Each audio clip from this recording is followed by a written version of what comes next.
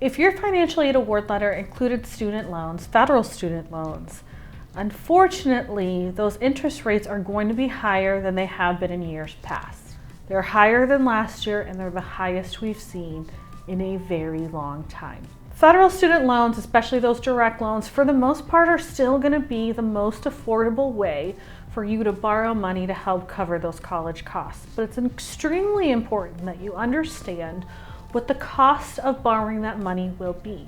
If you're an undergraduate borrower, it doesn't matter if it's subsidized or unsubsidized, you're just borrowing an undergraduate direct loan, that interest rate is going to be 6.53%. If you're a graduate student borrowing unsubsidized direct loans, your interest rate is going to be 8.08%. They don't get better as I keep going. And if you are going to be borrowing a direct plus loan, either you're a graduate student or a parent helping your undergraduate dependent child pay for school, your interest rate is going to be 9.08%. When interest rates go up, that means every dollar is going to be more expensive when you're borrowing it.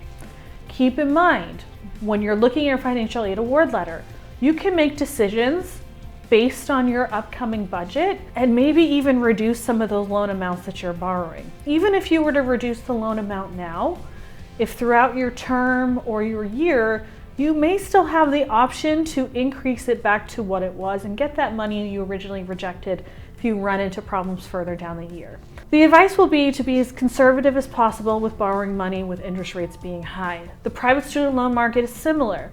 While those rates are going to be based on your credit and the current market trends, we're seeing the current market trends still have high interest rates on certain kinds of debts. That means that borrowing a private student loan, you want to be careful there as well.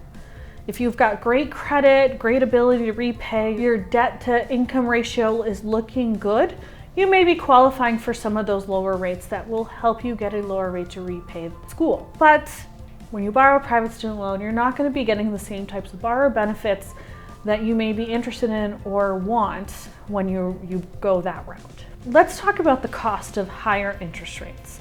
Let's use some examples. If you were to borrow $5,000, which might for some of you seem like a really low amount, but if you're an undergraduate student, sometimes your limits will be right around that $5,000 mark depending on when you are going to school. Say you have a repayment plan of 10 years and your interest rate is based on the interest rate from the 2022-2023 academic year. That would be 4.99%.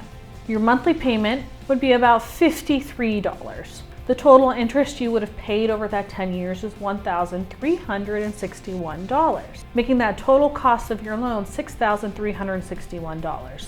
We fast forward now to an undergraduate loan in the 2024-2025 academic year. So basically borrowing money from July 1, 2024 through June 30th, 2025, and your interest rate is 6.53%. Your monthly payment now is going to be $56.85. So we're looking about $3 more, $4 more a month. Doesn't sound that big month to month. But when we look at total interest paid, that's good over 10 years, those after you make those 120 payments and pay off that debt, for this example, it'll be $1,822.04. That would be how much interest you've had to pay over that time, making the total cost of that loan $6,822.04.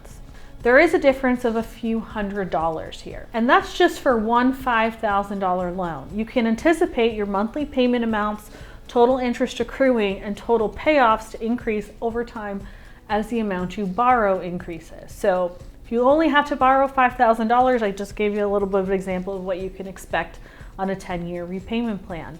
If you're borrowing $20,000, $30,000, $40,000 plus, we've seen borrowers with debts that are $100,000 or more. Unfortunately, we've seen borrowers with debts $500,000 or more. So these numbers will start to be more impactful with the more you have to borrow. So that's why we always say, be smart when you're borrowing and only borrow what you need. Can you somehow lower the rate on a federal student loan? The simple answer is no, not on a federal student loan. Even if you were consolidating with a direct consolidation to stay in the federal program, you're going to be looking at a weighted average of all the loans you're consolidating, rounded up to the nearest 1/8%. So you're not going to see much change in that interest rate, even if you were to consolidate. If you were to refinance them with a private student loan refinance, you could see a significant change in that interest rate, but you are no longer in the federal program. Eventually, these loans are going to enter repayment. Make sure you understand what that means. We talked about a 10-year standard as in the example, the 10-year standard plan, but there are several other options in the federal student loan programs. There are income-driven repayment plans, including the new SAVE plan that's going to have its full release on July 1 as well. That can really help you with your monthly payments and putting a limit essentially on how much time you'll be on repayment, especially if you're borrowing $12,000 or less. Loans are expensive. When it comes down to it, they are not dollar for dollar. They have an expense with them. The longer you draw them out, the more expensive they become over time. Be smart when you're borrowing. Only borrow what you need and make those smart decisions now so future you doesn't have to pay later. Make sure you follow us on all social media as well as our YouTube channel. We'll be posting videos to help get you ready to pay for college and deal with those student loans later.